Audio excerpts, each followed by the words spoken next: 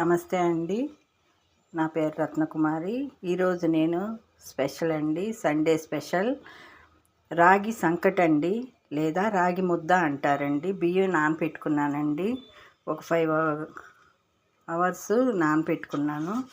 అది వండేసానండి. ఇట్లాగా మెత్తగా వండేసి దానిలో రాగి పిండి నానపెట్టుకున్నానండి ఒక 3 అవర్స్.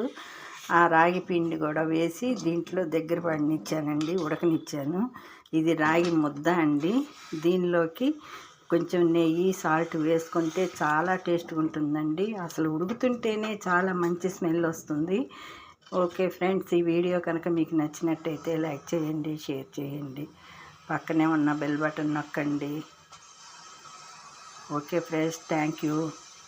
రాగి ముద్ద అండి, లేదా రాగి సంకటి అంటారు. దీనిలోకి నేను దోసకాయ కర్రీ చేస్తున్నానండి, మసాలా వేసి దోసకాయ టమాటా కర్రీ.